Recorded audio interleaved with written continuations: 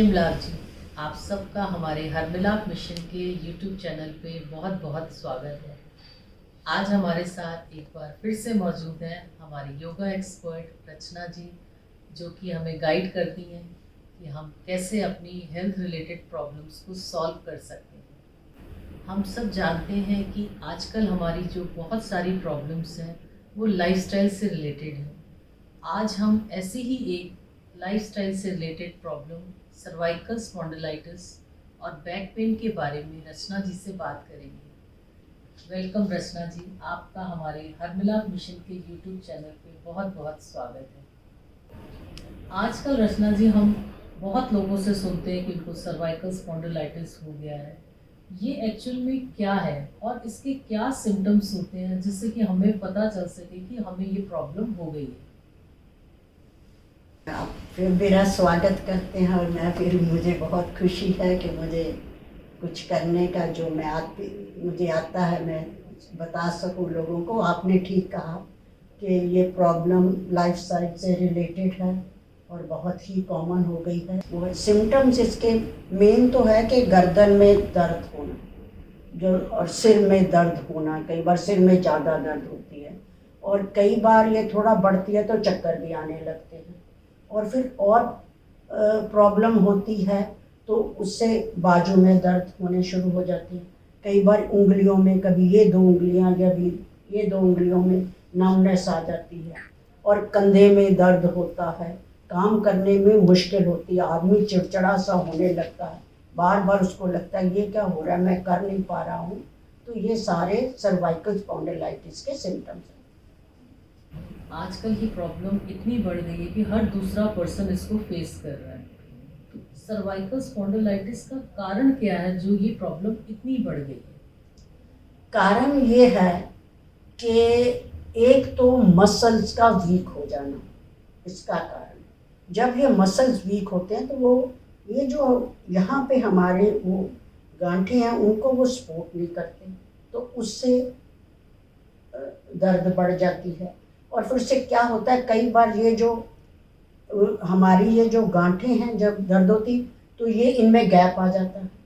अब देखो गैप आया, दो अगर मैं इतना गैप हुआ तो ये जो पहले के दो में और क्लोज हो जाएंगे, तो इसकी गड़बड़ से भी होता है। और फिर जो उसकी नर्व्स निकलती हैं वो पूरी तरह काम नहीं कर पाती, उसकी वजह से होता है। और लगातार हम ऐसे बैठे हैं, हमारे सामने लैपटॉप है, कंप्यूटर है, जो भी है, वो लगातार हम एक ही पोजीशन पे उस पर काम किए जा रहे हैं, गर्दन को हिलाते नहीं। वो टीवी देखने की आदत है और गलत ढंग से ऐसे बैठे हैं, ऐसे बैठे देख रहे हैं, तो वो सारा मसल्स के ऊपर प्रेशर पड़ता है।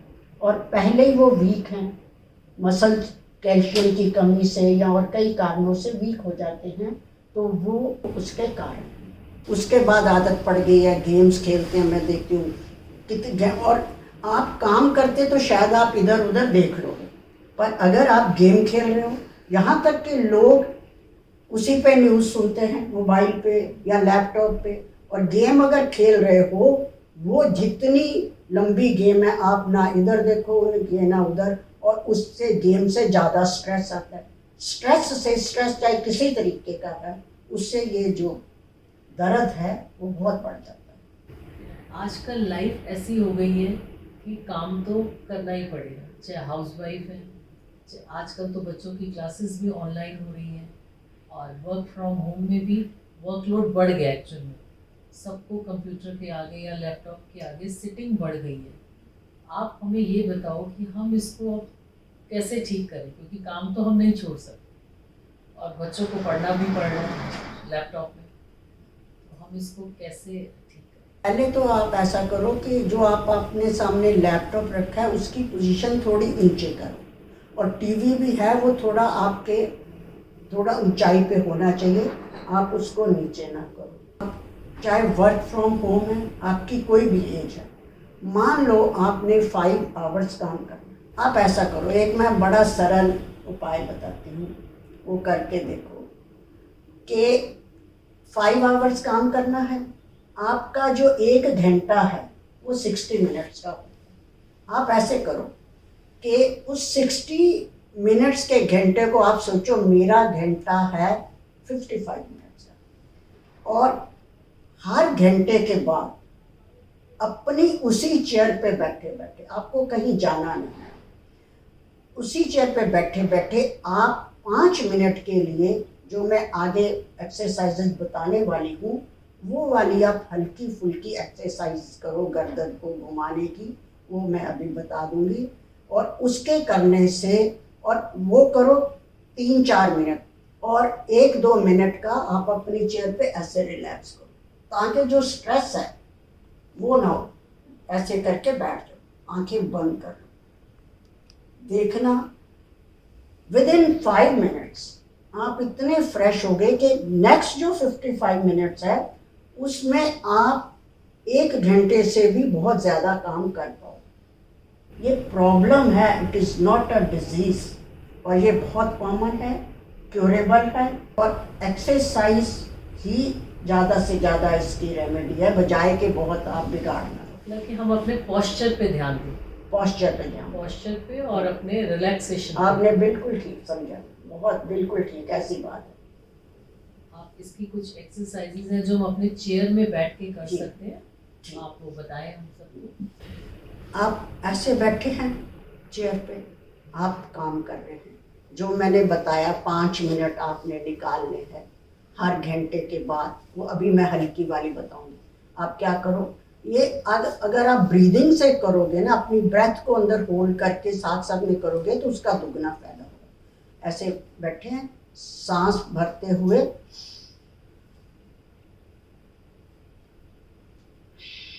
सांस छोड़ दीजिए, फिर दोबारा,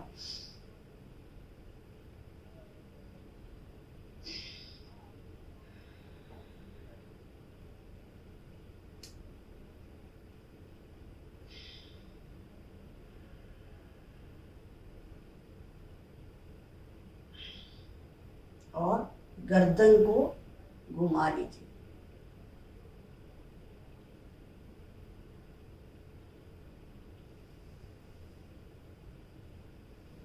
फिर दूसरी साइड को,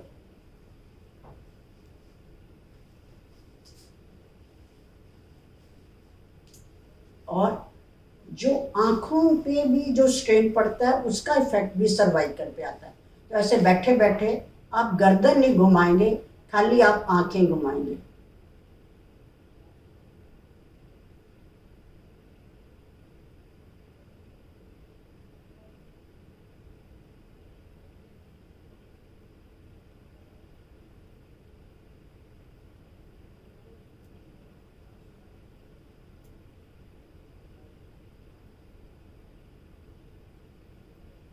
ये आप करिए, और फिर इसके बाद हर बार बदल बदल के करिए, हर घंटे में थोड़ी थोड़ी बदलिए, मैं कंप्लीट सिखा दूंगी। ऐसे बैठ जाइए, गर्दन अपनी टिका लीजिए इस पे,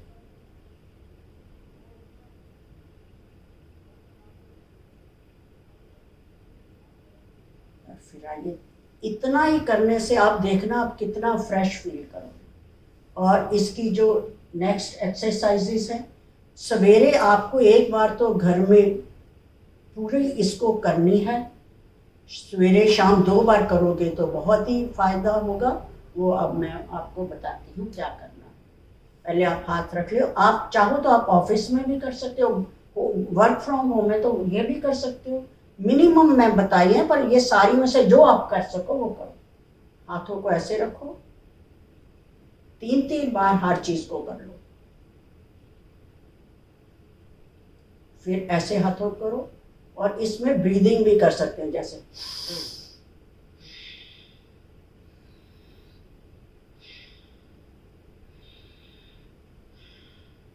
और फिर ऐसे करो, उंगलियों को खोल लो, ऐसे करो, और ऐसे करो, क्योंकि यहाँ पे स्ट्रेचिंग होगी तो जो नर्व्स हैं उनको हेल्प मिलती है। ऐसे कर लिया, फिर ऐसे हाथों को ऐसे करो, मानो आप किसी चीज को अपने अंदर खींच रहे, श्वास भरते हुए ऐसे करो,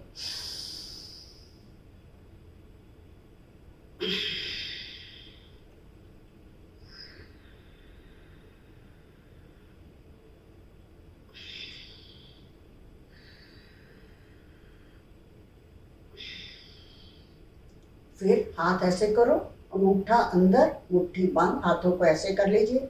श्वास अंदर भर के होल्ड करके एक ब्रेथ में 3 बार करिए।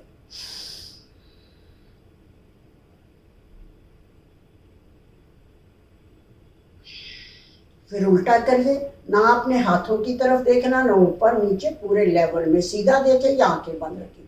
फिर दोबारा श्वास भरिए,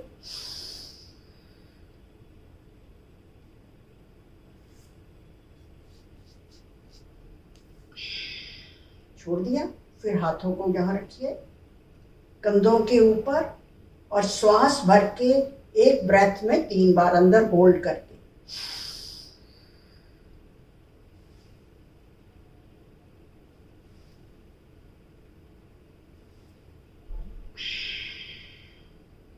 फिर श्वास भरिए, ये क्लॉकवाइज हुआ, अब anti clockwise.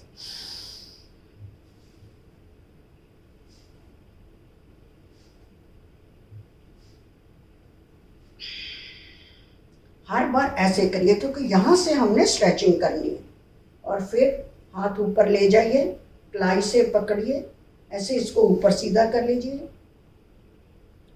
Breathe in, hold,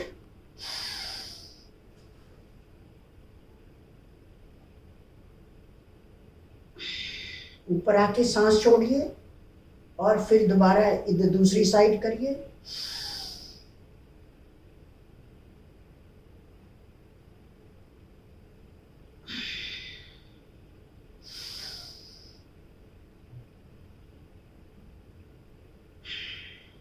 हाथ सिर के पीछे रहेंगे, सिर वही रहेगा।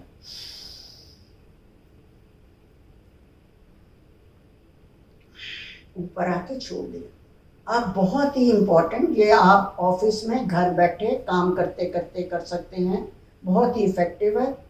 हाथों को इंटरलॉक करिए, पीछे इनको रखिए, श्वास अंदर भर के श्वास रोक के सिर से पीछे तक का, हाथ से आगे, सिर वही रहेगा। एक कंपन पैदा होना चाहिए।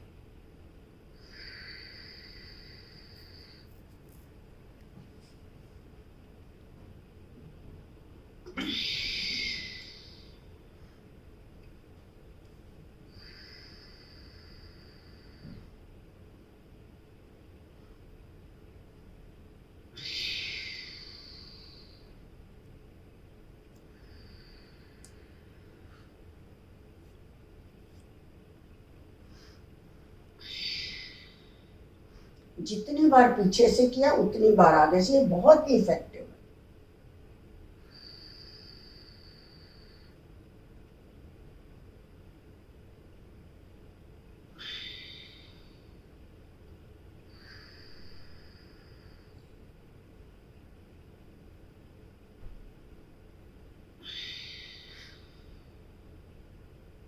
फिर आधा हाथ कनपट्टी पे और आधा सिर के ऊपर, और श्वास भर के फिर वही।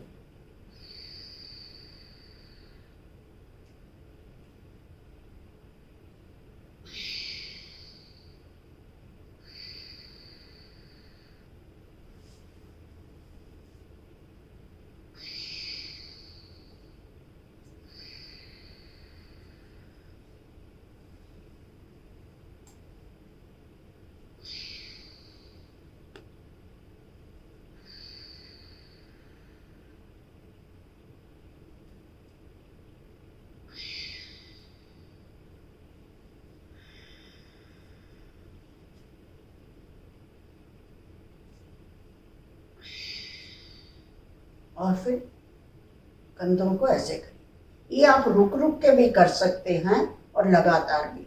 और इस बात का ध्यान रखिए कि अगर आपको ज़्यादा स्ट्रेन पड़ता है तो बिल्कुल धीरे धीरे करना है, और रुक रुक के, बाद में आपको आदत पड़ जाएगी। ये ऐसे करिए।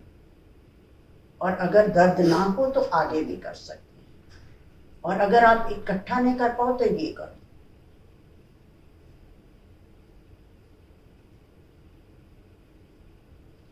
और गर्दन अगर आपकी इधर नहीं जाती तो आप हाथ से पकड़ के भी थोड़ा सा उसको ऐसे कर सकते हैं, पर ये ज़्यादा जोर से नहीं करना, जबरदस्ती नहीं करनी। और फिर दोनों हाथों को यहाँ रख लीजिए, यहाँ आपके आईब्रोज हैं, इनके ऊपर थोड़ा सा इसको ऐसे करिए, प्रेस करिए।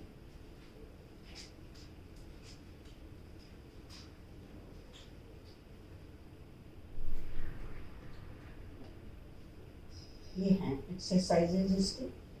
और फिर भी अगर ज़्यादा पेन है तो मैं दोबारा कहती हूँ, एक बार डॉक्टर से जरूर चेकअप करा लीजिए, एक्सरे करा लीजिए।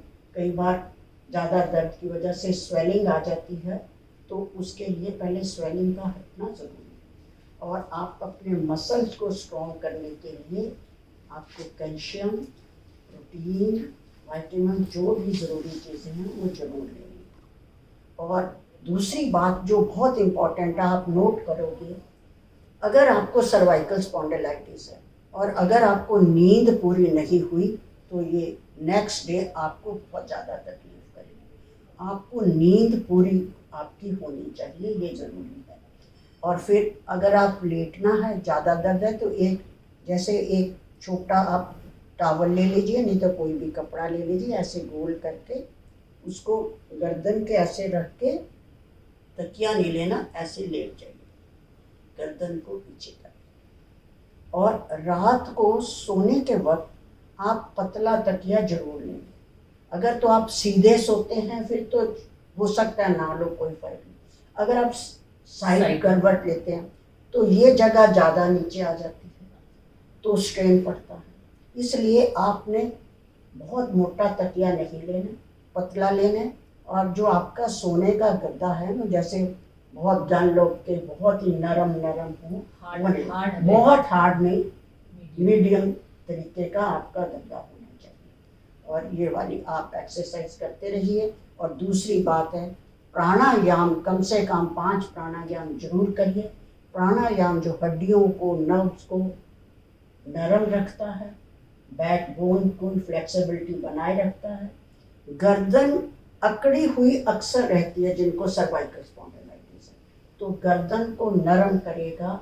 ये जो मैंने ब्रीदिंग वाली एक्सरसाइज बताई वो तो अलग है, तो प्राणायाम आपको जरूर करना। हमने कई लोगों को सर्वाइकल कॉलर पहने हुए देखा है, इसका क्या बेनिफिट है? क्या ये हमारे पेन को कम करता है?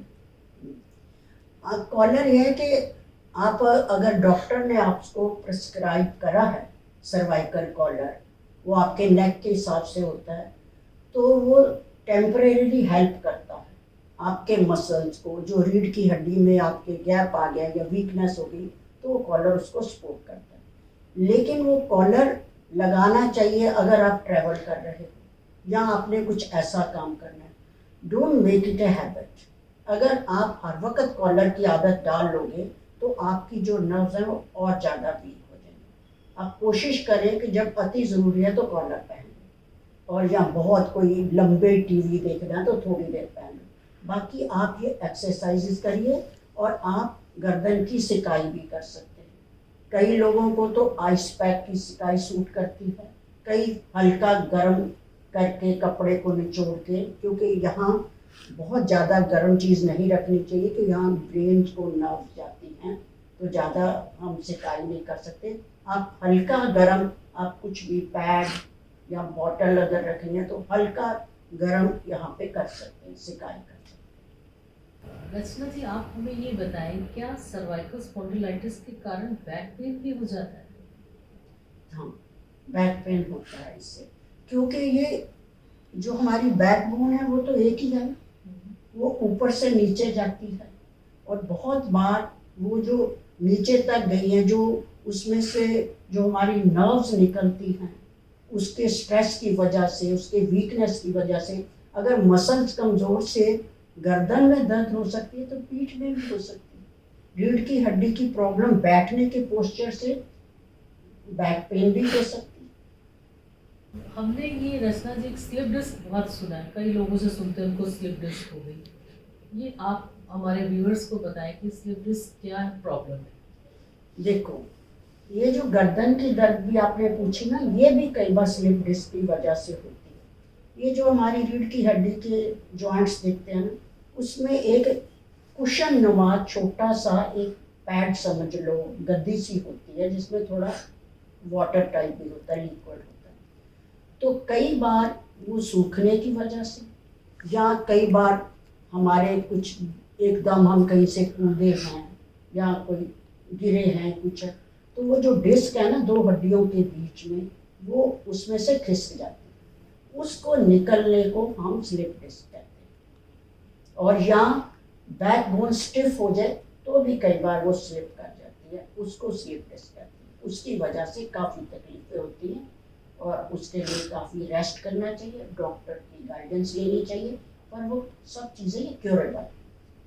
आज हमें रचना जी ने जो सर्वाइकल स्पॉन्डिलाइटिस से रिलेटेड एक्सरसाइज बताई है, आप सब उनको ब्रीथिंग के साथ करेंगे तो आपको उसका और ज़्यादा बेनिफिट मिलेगा। अब हम आपसे रचना जी जो हमारे लास्ट सेशन की थोड़ी क्यूरीज आई हैं उनके बारे में बात करते हैं।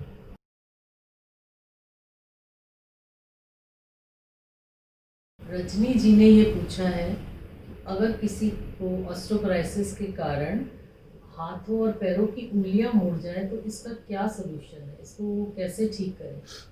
देखो, ये जो हाथों पैरों की उंगलियां मुड़ती हैं, ये अर्थराइटिस की एक एडवांस स्टेज है। तो इसके लिए आपको वैद्य या डॉक्टर के पास जरूर जाना चाहिए और उसकी गाइडेंस से आपको उसका इलाज कराना चाहिए। और इसका लंबा इलाज है और एक्सरसाइजेज तो जरूर ही करनी चाहिए। प्राणायाम करो, हल्की एक्सरसाइज करो, बाकी जो मेडिसिन है ना वो उसकी गाइडेंस से खाओ। रिम्पी पावा जी ने पूछा है कि पंचकर्मा क्या होता है? 5 कर्मों का समावेश है।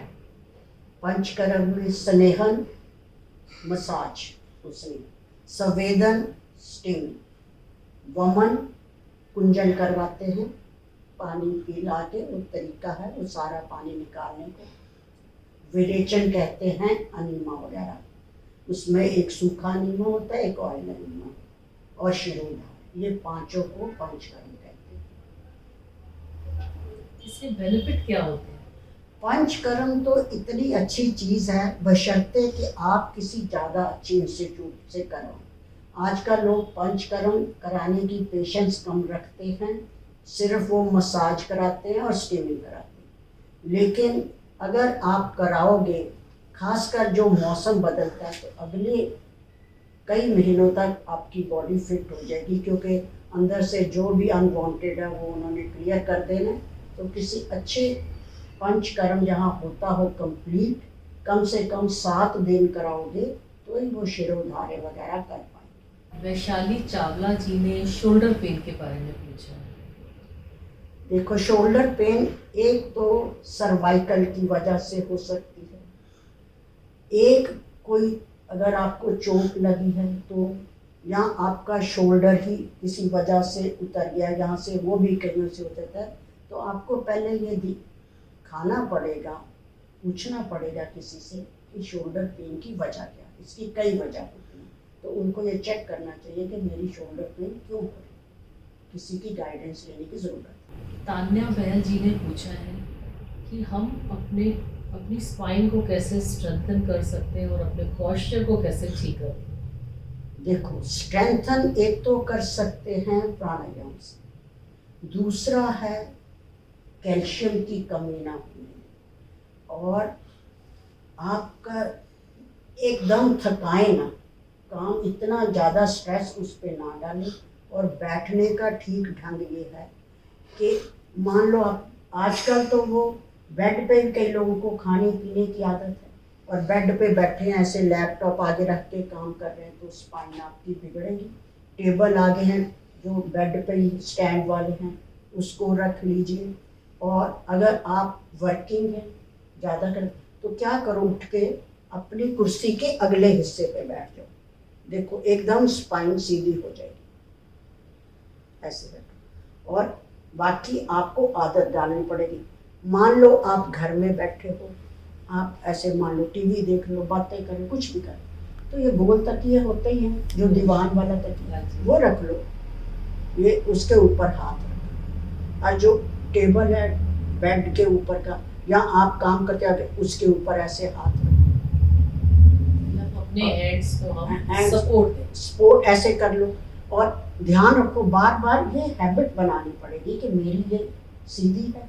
और कुछ दिन ऐसे करो कि अपनी हार्ड चेयर रख लो, जैसे पुरानी चेयर्स नहीं हाँ होती जी। थी लक्कड़ वाली या कुछ, अब जो नरम नरम गद्देदार कुर्सियाँ उसमें बैठ के स्पाइन पूरी सीधी रहती है, और जो आदमी की स्पाइन ठीक है वो आदमी स्वस्थ है।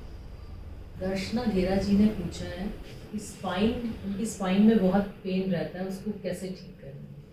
देखो, जो स्पाइन का मैटर है ये है बड़ा डेलिकेट। स्पाइन के अंदर एक स्पाइनल कॉर्ड होती है जो यहाँ से लेके नीचे तक जाती है, कई बार उसमें खराबी हो जाती है, तो वो डॉक्टर से परामर्श लेने का विषय।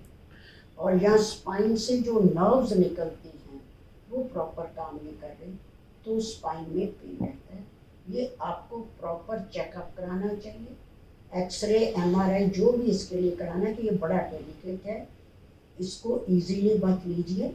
बट क्योरेबल होता है, लेकिन आप ऐसे नहीं कि साधारण, ऐसे तो मैं बता दूं कोई भी एक्सरसाइज तो वो डेंजरस हो सकता है। आप डॉक्टर से सलाह लेके फिर आप एक्सरसाइज करिए, जो भी वो मतलब इस प्रॉब्लम को अवॉइड नहीं करें, Avoid डॉक्टर से कंसल्ट स्पाइन करें। से जुड़ी कोई भी चीज अवॉइड ना करो, क्योंकि ये सीधा ब्रेन से नीचे तक। अंजू सचदेवा जी ने पूछा है कि जैसे कई लोग अपने हाथ और पैरों की उंगलियों में क्रैक या चटकाते हैं, क्या उसके कोई साइड इफेक्ट्स भी होते हैं? देखो, अति हर चीज की बुरी है। उंगलियों की एक्सरसाइज है, दिन में 2 बार कर लो, बहुत है। खाने से पहले कर लो, हाथों को ऐसे दबाओ, इधर ऐसे, फिर ऐसे दबा लो, अंगूठा साथ में रख के, या जो भी उंगलियों की एक्सरसाइज बताई गई है, 2 बार से ज़्यादा ज़रूरत नहीं है।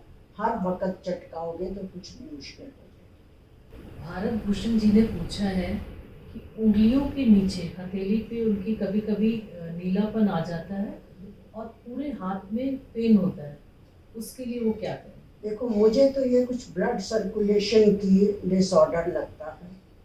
फिर भी ये प्रॉब्लम के लिए ये सिर्फ योग की बात नहीं है, आपको ये जरूर डॉक्टर को दिखाना चाहिए कि नीलापन आने की क्या वजह, उस स्पॉट पे क्या कोई चोट लग चुकी है या कुछ नर्व्स का हो गया है। तो इसके लिए पहले चेकअप कराइए, फिर तो प्राणायाम, लाख दुखों की एक दवा है ही है, और बाकी एक्सरसाइजेस हैं, पर आपको चेकअप जरूर कराना। प्रेरणा शर्मा जी ने पूछा है कि आजकल वो वर्क फ्रॉम होम कर रही हैं, तो उनको काफ़ी टाइम तक एक ही पोजीशन में बैठना होता है, सिस्टम के आगे से हटना उनको अलाउड नहीं है, उसके कारण उनकी बैक में पेन होता है और नी में पेन होने लग गया है। तो वो जानना चाहती कि अपनी इस प्रॉब्लम से वो कैसे निजात पाए। देखो, ये तो अगर एक ही पोजीशन में बैठेंगे तो होता ही है। आपको कुर्सी पे बैठे बैठे जो मैंने अब एक्सरसाइजेस में बता चुकी हूँ वो करिए, और नी पेन के लिए जो पिछली बार मैंने बताया था कि कुर्सी पे बैठे बैठे 2 मिनट टांगे सीधे खोलिए, बंद करिए, खोलिए, बंद करिए, उठ के कुर्सी के, अभी मैंने बताया अगले हिस्से पे थोड़ी देर बैठ जाइए, थोड़ा कुर्सी अपनी पोजीशन, कभी इधर देखो, जो भी मूवमेंट आप कुर्सी पे बैठे बैठे थोड़ा थोड़ा कर सकते हो वो आपको ज़रूर करनी पड़ेगी। एक ही पोस्चर में आप अगर बैठोगे, चाहे आप कुछ भी कर रहे हो, तो आपको तकलीफ जरूर होगी। रचना जी, आपका बहुत बहुत धन्यवाद जो आज आपने हमें सर्वाइकल स्पॉन्डिलाइटिस से रिलेटेड इतनी वैल्यूएबल इंफॉर्मेशन दी, उससे रिलेटेड एक्सरसाइजेस बताई। उम्मीद है आप सबको इनसे बहुत बेनिफिट मिलेगा। आप इन एक्सरसाइजेस को ब्रीदिंग के साथ करें। अगले सेशन में हम एक बार फिर से जुड़ेंगे एक नई प्रॉब्लम के सलूशन के साथ। तब तक आप सब हमारे जो पुराने वीडियोस हैं उनको वॉच करते रहें, और उसमें जो एक्सरसाइजेस बताई हैं उनको आप सब करते रहें। अगर आप कुछ और भी जानना चाहते हैं तो आप कमेंट बॉक्स में लिख सकते हैं, और उसमें नीचे डिस्क्रिप्शन बॉक्स में आपको पिछली सारी वीडियोस के लिंक मिल जाएंगे। तब तक आप सब प्रसन्न रहें, स्वस्थ रहें, योगा करते रहें। जय श्री अमलाल जी।